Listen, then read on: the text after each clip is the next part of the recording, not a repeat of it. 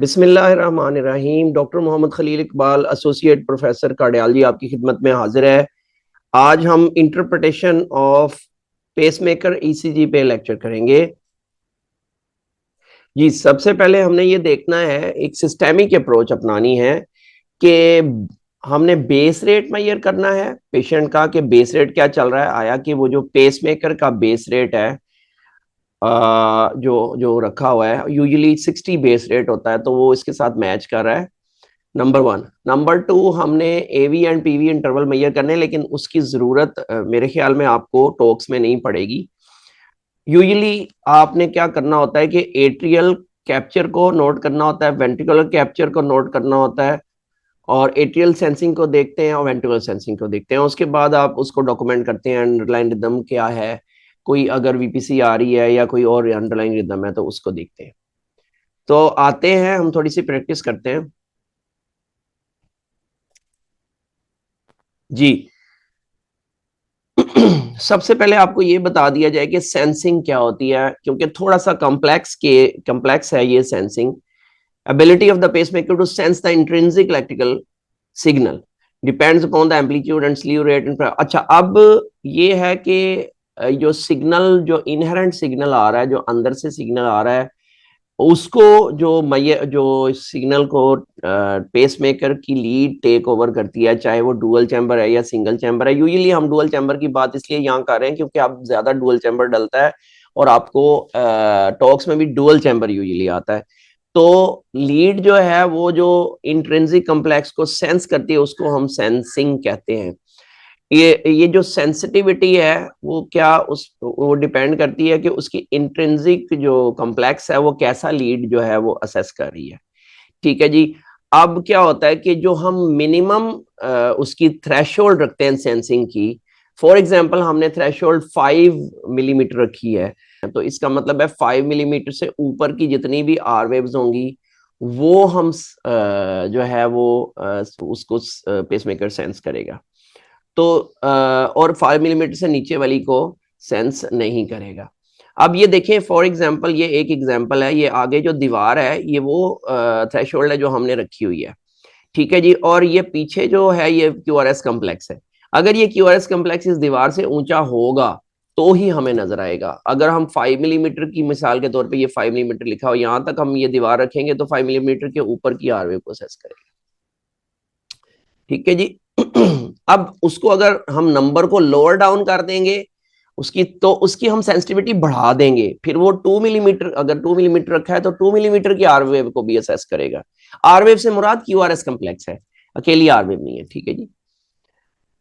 इसके बाद आ गया जनाब, अगर हम फॉर एग्जांपल 1 मिलीमीटर बहुत ज्यादा सेंसिटिविटी बढ़ा देते हैं, उसकी सेंसिंग कैपेसिटी बहुत ज्यादा बढ़ा देते हैं, तो उसमें क्या होगा कि वो जो आर्टिफैक्ट है, फॉर एग्जांपल ये छोटा सा ड्रैगन आपको नजर आ रहा है, ये एक आर्टिफैक्ट है, तो इस आर्टिफैक्ट को भी वो असेस करना शुरू हो जाएगा पेसमेकर।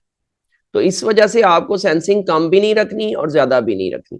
अब ये मिसाल के तौर पे 4 मिलीमीटर पे ये सेट हुए हुआ है पेसमेकर की सेंसिंग की थ्रेशोल्ड। अब 4 मिलीमीटर से नीचे की ये आर वेव आई है 3 मिलीमीटर मिली वोल्ट की, तो उसको, या मिलीमीटर या मिली वोल्ट की, तो उसको वो असेस नहीं उसने किया। ठीक है ना, इसलिए हमने उसकी थ्रेशोल्ड को नीचा कर दिया, तो अब वो सेंस करना शुरू हो गया। तो ये थोड़ी सी इसका कॉन्सेप्ट है सेंसिंग का। अब आते हैं जनाब हम ईसीजी एनालिसिस पे। ठीक है, ये आपकी ईसीजी है। अब मैंने आपको बताया था 4 चीजें देखनी है, ए की सेंसिंग, ए की पेसिंग, वी की सेंसिंग, वी की पेसिंग। पेसिंग से मुराद सिर्फ पेसिंग नहीं है, क्योंकि पेसिंग का मतलब है कि वो पेसिंग जो स्पाइक है वो डाल दे पेसमेकर। पेसिंग स्पाइक डालने के बाद आपका जो वेंट्रिकल है या एट्रियम है वो उसके बाद कॉन्ट्रैक्ट भी करना चाहिए। ठीक है जी। अच्छा, अब थोड़ी सी टर्मिनोलॉजी में आपको बता दूं कि पेसमेकर में जो पी वेव होती है, हम कहते हैं पी, उसको कहते हैं जो सेंस्ड पी, जो इनहेरेंट एट्रियल एक्टिविटी हो उसको हम पी कहते हैं, और जो सेंस्ड इनहेरेंट वेंट्रिकुलर एक्टिविटी हो उसको हम क्यूआरएस कहते हैं या आर वेव कहते हैं। ठीक है, उसको पी कहते हैं, इसको आर कहते हैं। लेकिन अगर पेस्ड हो तो फिर हम उनको ए और वी कहते हैं। ठीक है जी, ये एक वो थोड़ा सा मैं आपको टर्मिनोलॉजी बताना चाह रहा था। ठीक है जी।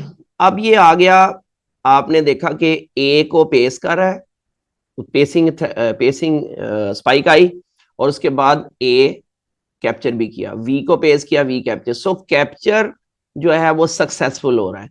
लेकिन यहां पर ना तो ए की सेंसिंग, क्योंकि इनहेरेंट ना ए पी वेव आई है, इनहेरेंट ना आर वेव आई है, तो ए की सेंसिंग यानी एट्रियल की लीड की सेंसिंग और वेंट्रिकुलर लीड की सेंसिंग पे आप कमेंट नहीं कर सकते।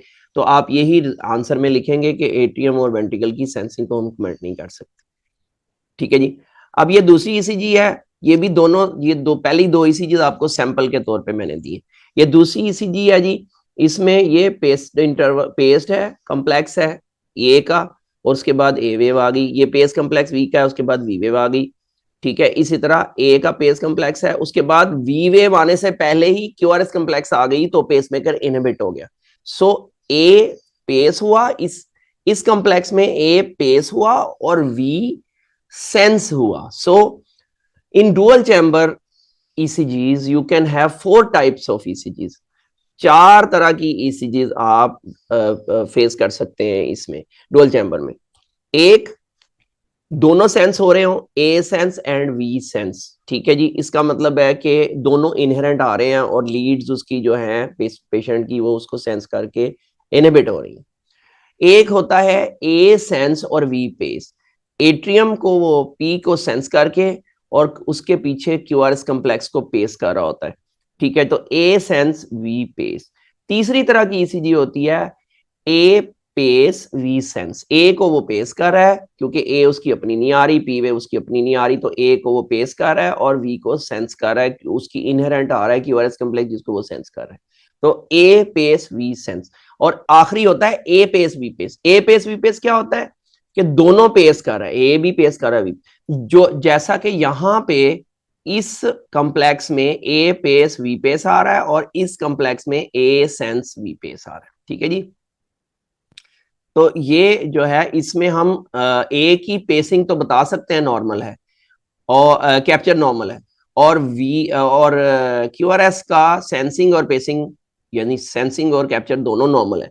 लेकिन क्यूआरएस की सॉरी पी वेव की हम सेंसिंग नहीं बता सकते एट्रियम की एट्रियल लीड की, क्योंकि वो अननोन है, क्योंकि पी वेव एक भी नहीं आई। अच्छा जी, अब आ गया ECG 3। अब ये ECG 3 से मैं आपको क्वेश्चंस करना शुरू कर दूंगा और ये आपने खुद असेस करनी है। ठीक है जी, अगर आप YouTube पे देख रहे हैं तो आप उसको ब्लॉक करके रोक के देख सकते, उसको कर सकते हैं। अच्छा जी, ए सेंस है इसमें और वी पेस है, ए सेंस है वी पेस है, ए सेंस है वी पेस है। लेकिन यहां पे जब ए पेस हुआ है तो एट्रियल कैप्चर नहीं हुआ। इसका मतलब है कि एट्रियम को वो capture, there is failure of capture, although there is not failure of pace, there is no failure to pace, but there is failure of capture. So the atria are unable to atrial lead is giving the pacing spike, but it is unable to pace, unable to capture. ठीक है जी, और ventricle की capture आप देख रहे हैं लेकिन ventricle की सेंस आप नहीं देख सकते, तो वी सेंस पे कमेंट नहीं हम कर सकते। सो आगे चल के इसका आंसर देख लेते हैं। Atrial sensing normal, ventricular capture normal, और एट्रियल कैप्चर का लॉस है डेफिनेटली, और वेंट्रिकल सेंसिंग अननोन है। ठीक है जी, डेफिनेटली। चलें जी आगे चलते हैं। अब ये आ गई जी ECG अनदर वन। इसमें क्या है जी ये पेसिंग स्पाइक आई, उसके बाद ए कैप्चर हुआ, ये पेसिंग स्पाइक आई, ए कैप्चर हुआ, और इसी तरह पेसिंग स्पाइक और वी कैप्चर है। लेकिन ए जो है वो सेंस और ए सेंस भी कर रहा है, पी सेंस भी कर रहा है, वो ठीक है, लेकिन उसकी कैप्चर के बारे में हम सॉरी उसके सेंस के बारे में, क्यूआरएस के सेंस के बारे में हम नहीं बता सकते। ठीक है, अननोन है। So normal atrial sensing, normal atrial capture, normal ventricular capture, but ventricular sensing is unknown. नहीं, अगली ECG आ गई। There is pacing spike then capture. ठीक है, इन ए जो कि नॉर्मल है। अच्छा, एक चीज और आपको बता दूं, बाज ECGs में क्योंकि आपको सारे कॉम्प्लेक्सेस देखने पड़ेंगे ईसीजी में, क्योंकि बाद ईसीजी में क्या होता है, इंटरमिटेंट लॉस ऑफ कैप्चर होता है, किसी में कैप्चर हो रहा होता है, किसी में कैप्चर नहीं हो रहा था। इसी तरह बाद औक़ात इंटरमिटेंट लॉस ऑफ सेंसिंग होता है, किसी में सेंस हो रहा होता है, किसी में नहीं हो रहा होता। ठीक है, जिस तरह ये डुअल चैम्बर की ईसीजीज है, इस तरह मेरे पास एक सिंगल चैम्बर की ईसीजी का लेक्चर भी है, वो मैं इंशाल्लाह आपको शेयर कर दूंगा किसी और टाइम पे। So there is pacing and then capture of A. There is but there is no pacing of ventricle except this one. यहाँ पर B की पेस आई है लेकिन कैप्चर नहीं किया, so loss of capture in this complex, और बाकी loss of sense नहीं है, सेंस जो है वो सही कर रहा है, क्यूआरएस को सेंस सही कर रहा है, पी वेव को कैप्चर सही कर रहा है, लेकिन सेंस का कोई पता नहीं है क्योंकि अननोन है, इसमें है नहीं। There is a QRS, there is a VPC या PVC, जो कुछ भी आप इसको कहते हैं, PVC भी कह सकते हैं, VPC भी कह सकते हैं ये, लेकिन उसको उसने सेंस नहीं किया। क्यों सेंस नहीं किया? Because it comes in during the blanking period, during the refractory period of the lead. So ये वी की जो रिफ्रैक्टरी पीरियड शुरू हो गया, वी की पेस करने के बाद, वी की जो ही पेस करता है वी का, उसके बाद रिफ्रैक्टरी पीरियड शुरू हो जाता है। उस रिफ्रैक्टरी पीरियड के दौरान जो भी QRS कॉम्प्लेक्स आएगा उसको वो सेंस नहीं करेगा। वो इसलिए रखा होता है क्योंकि वो अर्ली QRS कॉम्प्लेक्सेस को सेंस ना कर सके, नंबर 1। नंबर 2, वो दूसरी जो नीचे जो ऊपर से एट्रियल की पेसिंग है उससे वो नीचे सेंस ना कर सके, या दूसरे लफ्जों में क्रॉस टॉक ना हो उसकी। ठीक है जी। So there is functional loss of ventricular sensing. Functional loss क्यों है? Because of the refractory period. So a normal atrial capture, normal ventricular sensing, loss of ventricular capture जो के दरमियान में था। आगे चलते हैं, ECG 6, ये पेसिंग स्पाइक, फिर इसने कैप्चर आ गया, पेसिंग स्पाइक कैप्चर आ गया। ठीक है, यानी कि एट्रियल का कैप्चर नॉर्मल है, एट्रियल का सेंस भी नॉर्मल है क्योंकि यहाँ पे एक पी वेव को सेंस भी किया उसने, इनहिबिट भी हुआ है। वेंट्रिकल का कैप्चर नॉर्मल है, वेंट्रिकल का सेंस भी नॉर्मल है क्योंकि इस QRS कॉम्प्लेक्स से वो उसकी लीड इनहिबिट हुई है वेंट्रिकल वाली। There is a spike on the normal P wave, एक नॉर्मल पी वेव आई है, उस पर एक स्पाइक आई है, उसको कहते हैं फ्यूजन बीट। फ्यूजन बीट और सूडो फ्यूजन क्या होती हैं ये हम आगे करके चल के आपको बता देते हैं। So normal atrial capture, normal ventricular capture, normal ventricular sensing, normal atrial sensing, atrial pseudo fusion. अब फ्यूजन और सूडो फ्यूजन क्या होती है वो मैं आपको बता देता हूं। What is fusion? What is fusion? The combination of an intrinsic beat and a paced beat. अब होता क्या है कि जिस वक्त अब पेसिंग, अगर तो पेस करने से पहले पहले QRS कॉम्प्लेक्स आ जाए और वो QRS कॉम्प्लेक्स उसकी लीड की टिप तक पहुंच जाए, उसकी डीपोलराइजेशन, तो वो क्या करता है, पेस मेकर इनहिबिट हो जाता है। लेकिन अगर वो लीड की टिप तक अभी QRS कॉम्प्लेक्स नहीं पहुंचा और उसका टाइम हो गया पेस करने का, तो वो पेस कर देता है। तो होता क्या है कि जब वो पेस करता है तो बाजू का, जब वो पेस करता है तो साथ ही ऊपर से एक QRS कॉम्प्लेक्स आ रहा होता है जो उसके साथ, उसके बनाए हुए QRS कॉम्प्लेक्स के साथ मर्ज हो जाता है। This is called fusion, a combination of intrinsic beat and the pace beat. तो मॉर्फोलॉजी जो उसकी होती है, ना हियों में ना शीयों में, दरमियान वाली मॉर्फोलॉजी है, तो वो ना घोड़ा होता है ना गधा होता है, खच्चर बन जाता है। ठीक है जी। The morphology varies. A fusion beat does not really look like a paced beat or an intrinsic beat. So mixture होता है। Fusion beat contribute to the contraction of the chamber being paced. So fusion beat contraction को contribute तो करती है लेकिन वो उसकी शक्ल वो नहीं होती। अब क्या है, इसमें एट्रियल फ्यूजन दिखाई है, मैं आपको वेंट्रिकल फ्यूजन बता रहा था। एट्रियल फ्यूजन भी इसी तरह की होती है कि अंदर से एक आ गई और ऊपर से एक आ गई, तो ये पी वेव की शक्ल ही बिगड़ गई और ही चीज बन गई। ठीक है जी। अब ये QRS कॉम्प्लेक्स की वो फ्यूजन बीट दिखा रहा है दो, ये देखें, ये नॉर्मल पेस्ट बीट है, इसी तरह ये नॉर्मल पेस्ट बीट है जो कि ब्रॉड है, लेकिन ये दरमियान वाली है, आधी ब्रॉड है आधी वो ब्रॉड नहीं है, सो इट मींस कि it is the merger of both of them. ठीक है जी, तो ये दो फ्यूजन बीट्स है। ये एक और बीट है जो सूडोफ्यूजन कहलाती है, हम सूडोफ्यूजन आगे बताते हैं आपको। ये वेंट्रिकुलर फ्यूजन थी। अब वेंट्रिकुलर फ्यूजन वो बता रहा है, ये वेंट्रिकल है, ये पेसिंग हमारी लीड लगी हुई है। होता क्या है जी, ये एक कॉम्प्लेक्स आता है और नीचे से एक और कॉम्प्लेक्स जो है वो आ रहा होता है, तो दोनों मर्ज कर जाते हैं, जिसकी वजह से इस तरह की फ्यूजन बीट बनती है। सूडोफ्यूजन क्या होती है जी? A pacing pulse falls on an intrinsic beat. अब क्या होता है कि इंट्रिंसिक बीट पूरी की पूरी नीचे आ गई और उसने डीपोलराइजेशन कर दी, और मीनवाइल पेसिंग पेसिंग आई, और वो पेसिंग ने उसके ऊपर ऊपर वो उसके ऊपर आ गई पेसिंग, बिल्कुल एग्जैक्टली। तो क्या होता है, ये क्यूआरएस कॉम्प्लेक्स आया और पेसिंग, और उसने अब और वो जो पेसिंग एग्जैक्ट उसके ऊपर आ गई, और पेसिंग ने कोई क्यूआरएस कॉम्प्लेक्स नहीं प्रोड्यूस किया, तो दिस इज कॉल्ड सूडोफ्यूजन। ये आई, ठीक है, अपनी बीट पूरी आ गई, वो आगे तक पहुंच गई, और उसके बाद पेसिंग, बाद नहीं तकरीबन एन उस वक्त जो है ना, उसने पेसिंग स्पाइक डिलीवर की। सो फ्यूजन एंड सूडोफ्यूजन। तो मैं आपको दोबारा बता देता हूं, ये फ्यूजन है, ये नॉर्मल है, ये इंट्रिंसिक नॉर्मल बीट है, ये नॉर्मल पेस्ड बीट है, ये फ्यूजन है, और ये सूडो फ्यूजन है जी। अच्छा, अब क्या होता है, what is pseudo pseudo fusion? इसमें क्या होता है कि इंट्रिंसिक क्यूआरएस कॉम्प्लेक्स जो होता है is overlapped with the atrial rather than ventricular, of an atrial rather than ventricular pacing. जो इंट्रिंसिक क्यूआरएस कॉम्प्लेक्स होता है वो एट्रियल पेसिंग स्पाइक पे आ जाता है। दैट वो होती तो सूडोफ्यूजन की शक्ल है, यानी कि वो, लेकिन उसमें पेसिंग स्पाइक एट्रियल होती है, और जो क्यूआरएस कॉम्प्लेक्स होता है वो वेंट्रिकुलर होता है। ठीक है जी।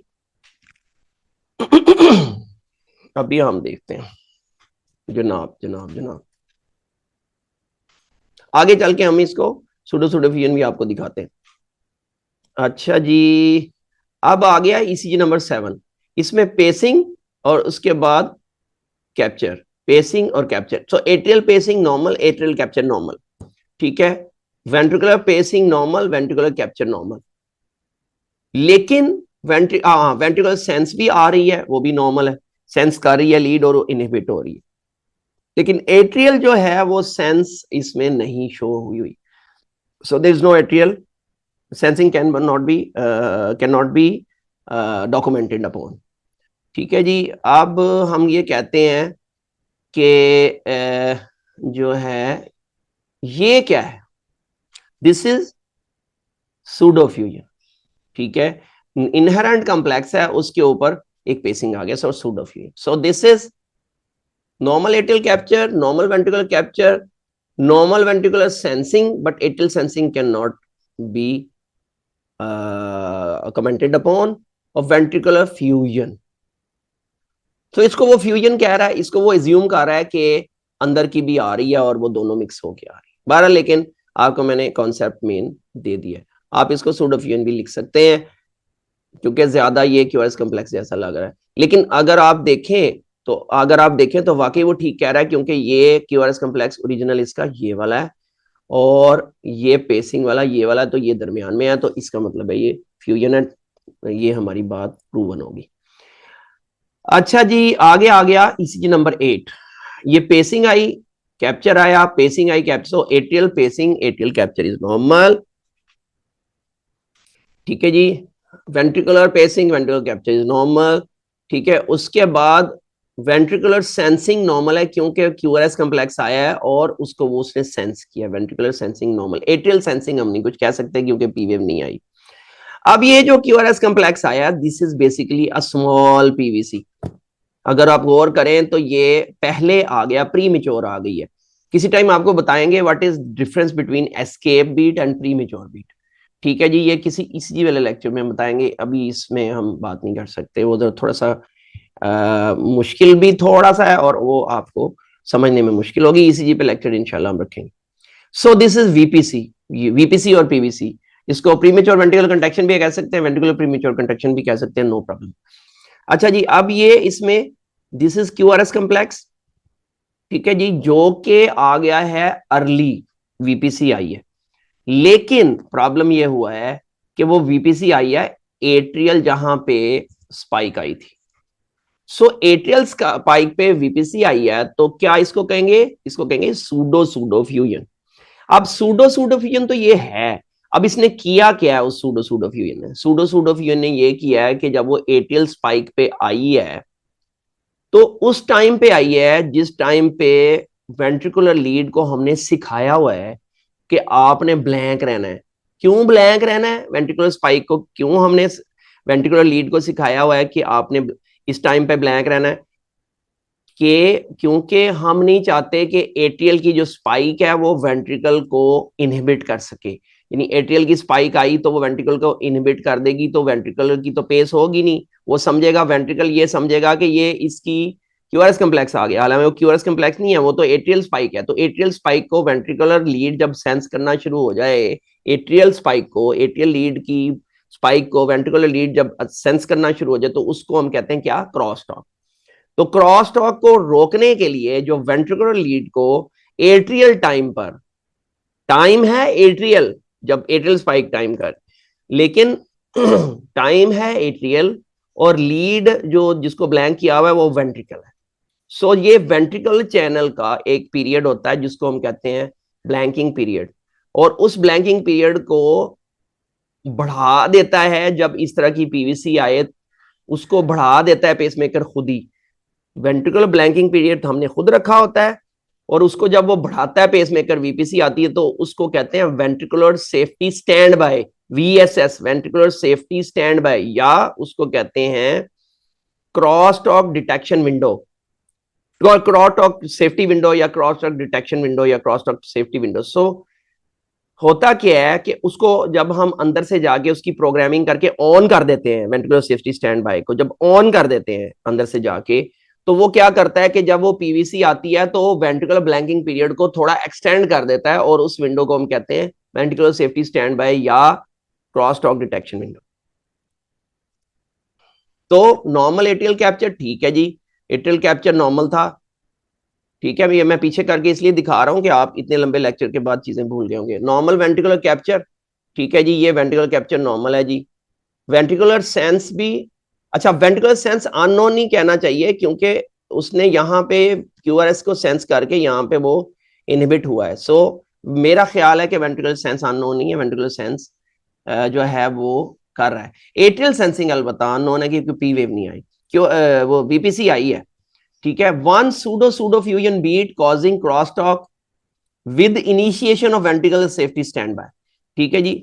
अब ये मैंने एक periods, this is courtesy of Braunwald जो है, मुझे अब वाली ब्रॉनवॉल्ड का नहीं पता, ये मेरी पुरानी ब्रॉनवॉल्ड, हम लोगों ने पुरानी ब्रॉनवॉल्ड पढ़ी थी, बल्कि हम लोग तो इतने पुराने हैं कि हमने 8th एडिशन पढ़ा हुआ है ब्रॉनवॉल्ड का उसी से पास किया हुआ है।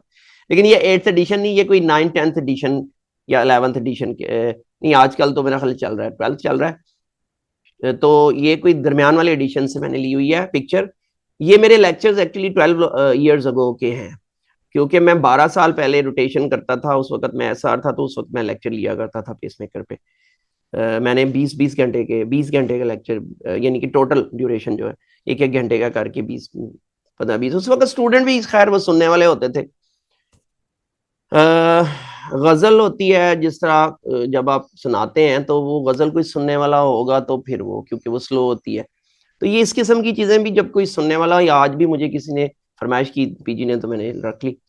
क्रॉस टॉक डिटेक्शन विंडो यहाँ पे होगी, ये देखें, ये नीचे वाली जो चैनल है, ये यहाँ पे देखें वेंट्रिकल चैनल लिखा हुआ है, ये नीचे वाले टाइमिंग सारे वेंट्रिकल चैनल के हैं, और ये ऊपर वाले टाइमिंग जो है वो सारे एट्रियल चैनल के, ये एट्रियल चैनल है, ये लिखा हुआ एट्रियल चैनल, तो ये सारे एटीएम के एट्रियल चैनल के, यानी कि ये लीड ए के टाइम इंटरवल है, ये लीड वी के टाइम इंटरवल है, लेकिन इनके टाइमिंग जो है वो ये ए पेस के बाद भी वेंट्रिकल चैनल के भी हैं और एट्रियल भी, और इसी तरह वी पेस के बाद भी एट्रियल के भी टाइम इंटरवल है, वेंट्रिकल के भी टाइम इंटरवल है। सो this is a complex thing, ये सारी उसकी प्रोग्रामिंग होती है बेसिकली। तो उसने क्या किया, ये वेंट्रिकल चैनल का, ये वेंट्रिकल चैनल है, इसका जो टाइम इंटरवल है वो उसने, ये देखें, ये क्रॉस्ड और detection window ventricle safety stand by, ये उसने वेंट्रिकुलर ब्लैंकिंग के बाद रखा हुआ है, ए जब पेस करता है उसके बाद। ठीक है जी, ये मेरा ख्याल है कि कुछ लोगों को समझ आ जाएगी, कुछ लोगों को नहीं आएगी। जिनको नहीं आई नो प्रॉब्लम, कोई फिक्र की बात नहीं। देयर इज पेसिंग स्पाइक, उसके बाद ए पेस, ए कैप्चर, और ये सेंसिंग है जी। So there is normal sensing of P wave, there is normal capture of P wave, there is normal capture of capture and pacing of QRS। ठीक है जी। और ये हो सकता है आप इसको फ्यूजन कह दें, इसको भी फ्यूजन कह दें, आपकी मर्जी है, कह सकते हैं, no problem.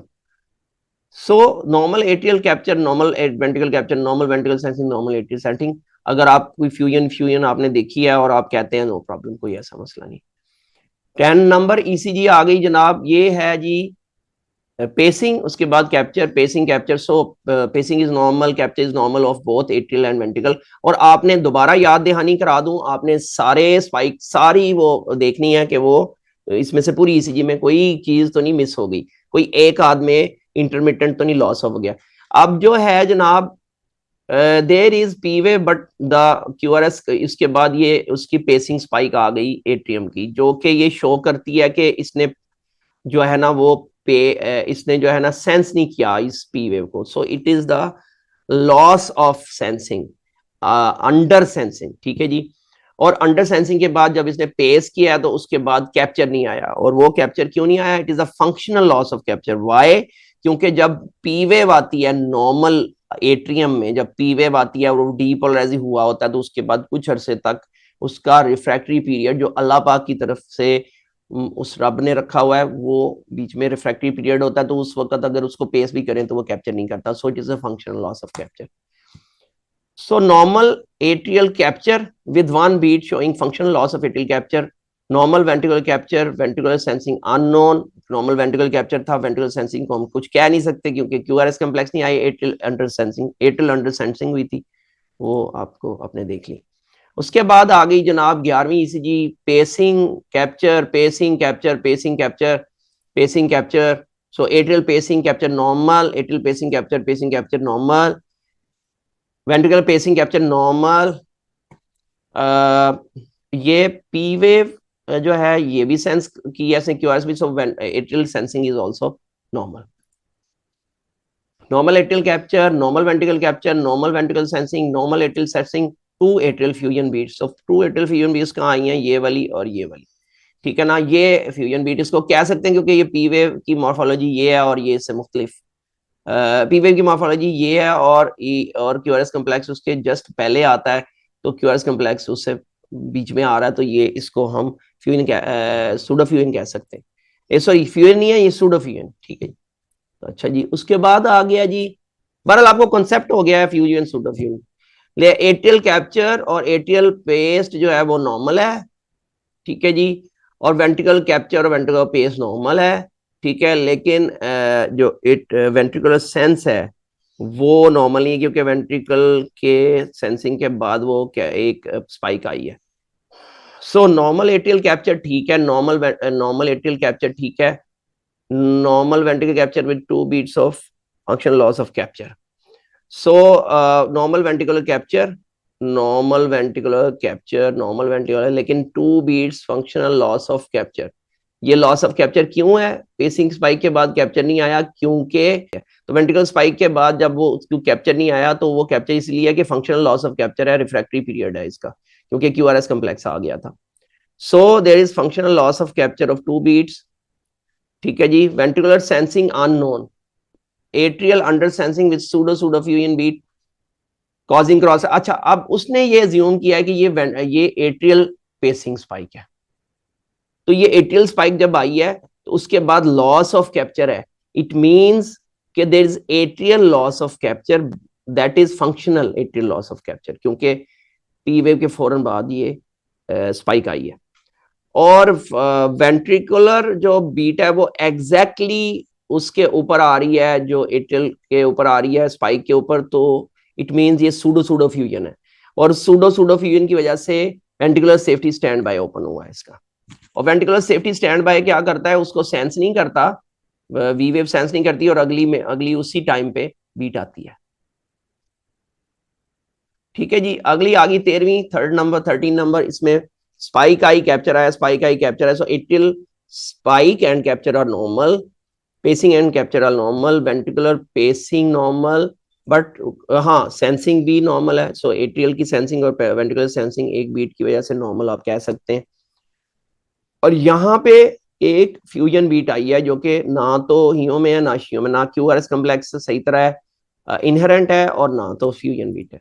So there is one ventricular fusion beat, और बाकी जो है ना मैं आपको बता दिया। आगे आ जाए 14 number ECG, ventricular capture, atrial capture normal, ventricular atrial sense normal, ventricular capture normal, ventricular sense भी नॉर्मल। ठीक है जी, ठीक है जी, आगे आ जाए जी 15 number 15 number ECG, pacing, pacing के बाद atrial capture normal, pacing, pacing के बाद वेंट्रिकुलर कैप्चर नॉर्मल, और सब बीट्स में है, और इसमें सेंसिंग नॉर्मल है वेंट्रिकल की, सो सारा कुछ नॉर्मल है, एक ही भी सेंस नॉर्मल है।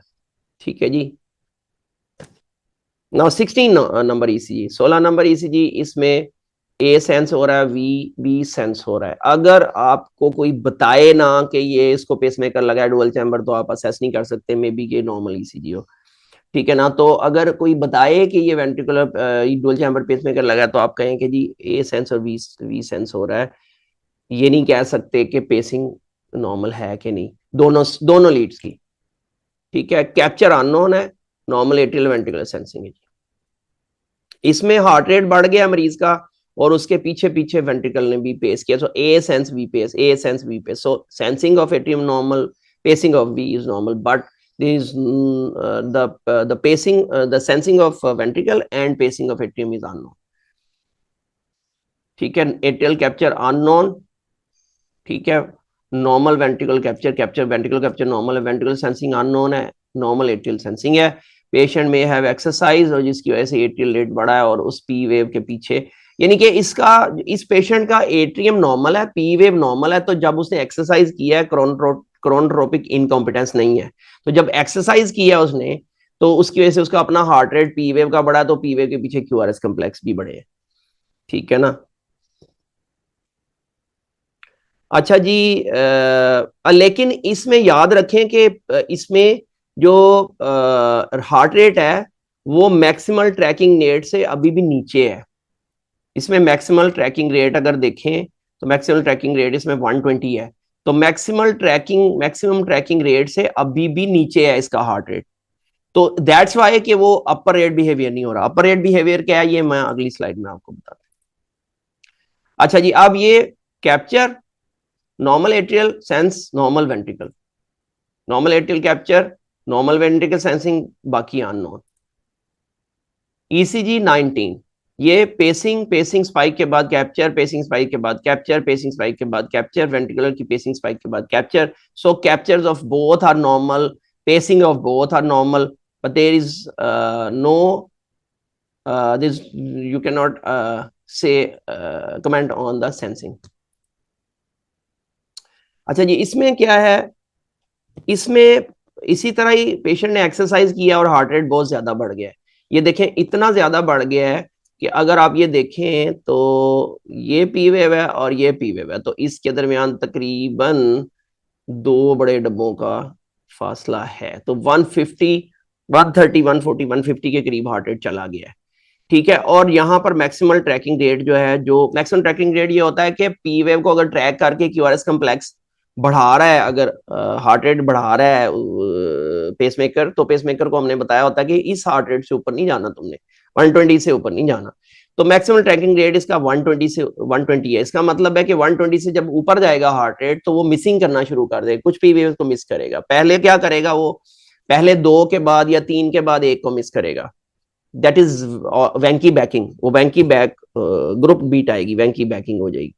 और उसके बाद क्या, वो और भी हार्ट रेट पी का बढ़ गया, तो फिर हर पी के बाद अगली पी को मिस करेगा, तो वो मोबिट्स टाइप आप ब्लॉक कर देगा, ठीक है ना। तो ये ब्लॉक्स वो जान के करता है पेसमेकर, ताकि उसका heart rate maximum tracking rate से ऊपर ना जाए। इसको कहते हैं अपर रेट बिहेवियर या मैक्सिमल ट्रैकिंग रेट बिहेवियर, ठीक है। तो ये अपर रेट बिहेवियर है, हार्ट रेट बढ़ गया तो उसने वैंकी बैकिंग, ये एक पी वेव के बाद दूसरी पी को सेंस किया, एक पी वेव के बाद दूसरी को, एक पी वेव दूसरी को सेंस किया। So atrial sensing, ventricle capture are normal. Ventricle sensing, atrial capture unknown. Initiation of 2 to in 1 upper rate response. Upper rate response भी क्या दें, upper rate behavior भी कह सकते हैं. As atrial rate goes to 130, normal upper rate behavior option operation.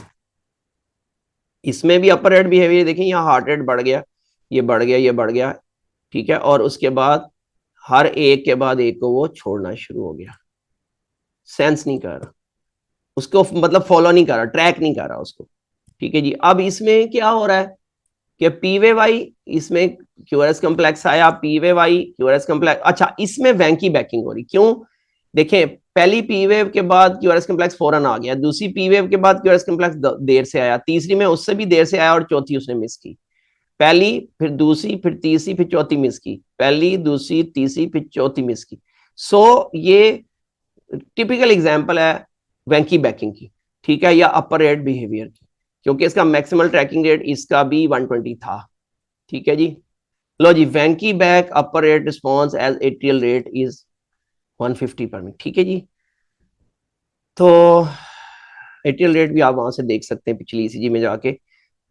23, मेरे पास time थोड़ा है तो मैं चाहता हूं कि जल्दी आपका कंप्लीट कर दे।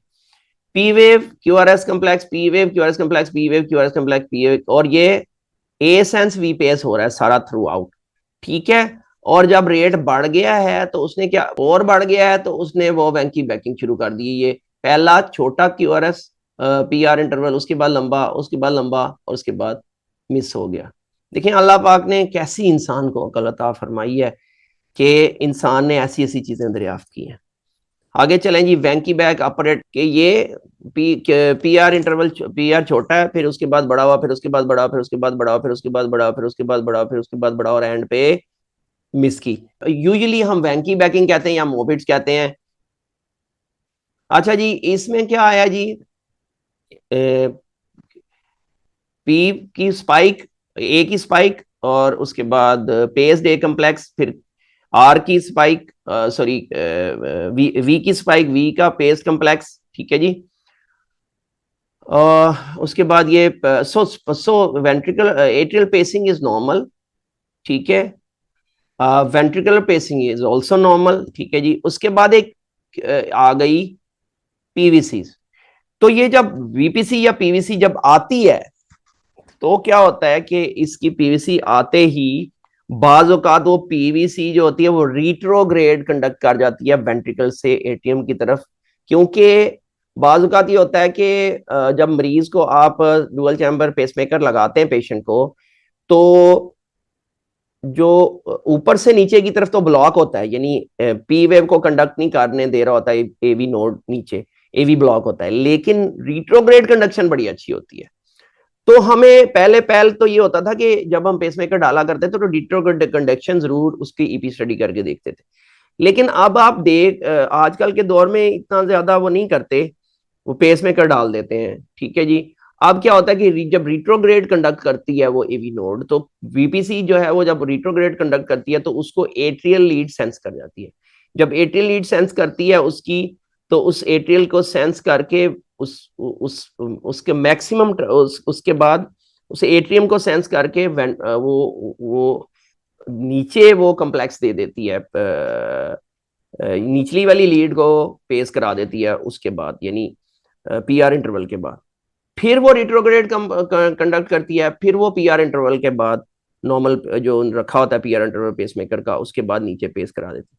तो रिट्रोग्रेड कंडक्शन जो होती है उसका टाइम प्लस पीआर इंटरवल का टाइम, हाँ पीआर इंटरवल का टाइम, तो ये दो टाइम ही होते हैं जो ऐड होते हैं उसमें। तो वो फिर क्यूआरएस कम्प्लेक्स बड़ा करीब आ जाता है, यानी कि वो बड़ा हायर रेट पे वो पेस करना शुरू कर देता है। क्यों हाई रेट पे करना हो, क्योंकि रिट्रो कंडक्शन भी तेज फौरन से हो गई और पीआर इंटरवल भी छोटा सा है, रिट्रो कंडक्शन भी फौरन से होगी, पीआर इंटरवल। तो इतना हायर रेट पे चला जाता है कि वो मैक्सिमल ट्रैकिंग रेट पे पेस करना शुरू हो जाता है। क्यों मैक्सिमल ट्रैकिंग रेट पे पेस करता है? कि उसके ऊपर वो पेस कर ही नहीं सकता।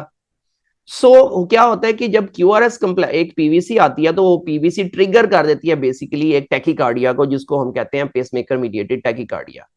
तो उसमें मैक्सिमल ट्रैकिंग रेट पे पेस करना शुरू हो जाता है। यानी दूसरे लफ्जों में जो रिट्रोग्रेड कंडक्शन है वो एक लिम्ब बन जाती है उसका, जो उसका एक तरह का वो WPW। तो WPW में जो रिट्रोग्रेड लिम्ब है वो बन जाता है रिट्रोग्रेड कंडक्शन एवी नोड, और एंटीग्रेड लिम्ब जो है वो बेसिकली वो बन जाती है लीड आपकी, ठीक है ना, वेंट्रिकुलर लीड। तो वो पेसिंग करना शुरू हो जाता है मैक्सिमम ट्रैकिंग रेट पे। तो उसको हम कहते हैं पेसमेकर मीडिएटेड टैकीकार्डिया। इसका एक और नाम भी है, वो जेन में नहीं आ रहा। Normal atrial capture, normal ventricle capture.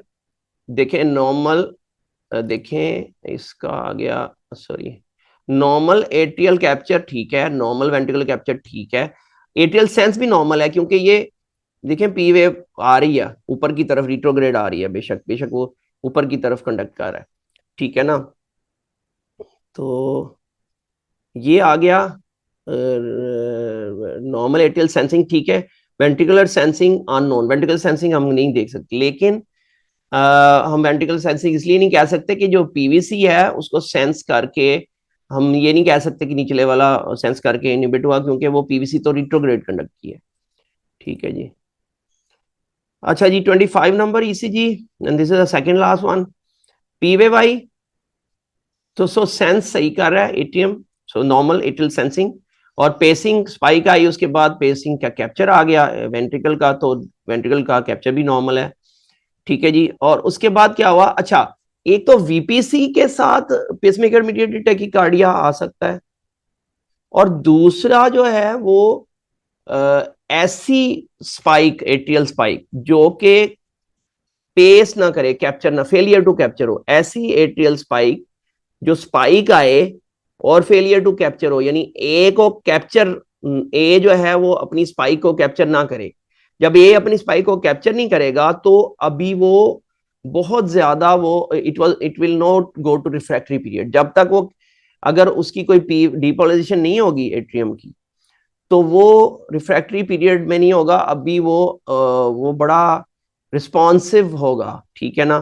तो क्या होगा, कंप्लायंट होगा, वो बड़ा रिस्पॉन्सिव होगा कि यूं ही वो नीचे से कोई यानी कि वो पेस करेगा, यानी ए को जब पेस किया, ए की वो नहीं आई, कैप्चर नहीं आई, कैप्चर नहीं आई, तो इसका मतलब है एट्रियम जो है वो बहुत ज्यादा रिस्पॉन्सिव है। अभी छोटी सी बीट भी आएगी तो वो ए जो है ना वो कर जाएगा सेंस उसको, ठीक है जी। तो क्या होगा कि जब वो ए निचले वाले जो लिम्ब है, जो यानी कि वेंट्रिकुलर लीड है, उसने जब पेस किया उसी उसी क्यूआरएस कॉम्प्लेक्स में नीचे वाले में पेस किया पीआर इंटरवल के बाद, तो वो रिट्रोग्रेड कंडक्ट कर गई। जब वो रिट्रोग्रेड कंडक्ट कर गई, वो वाली पेसिंग, वो वाली कैप्चर जो इसी पेस मेकर ने की थी, तो वो जो कैप्चर रिट्रोग्रेड कंडक्ट की, तो वो रिट्रोग्रेड कंडक्ट करके, चूंकि एट्रियम बहुत ज्यादा रिस्पॉन्सिव था, क्यों रिस्पॉन्सिव था, क्योंकि उसने तो डिपोलराइज नहीं हुआ था, तो उसने एकदम से उसको पिक कर लिया और पिक किया, और उसके बाद फिर वही पीएमटी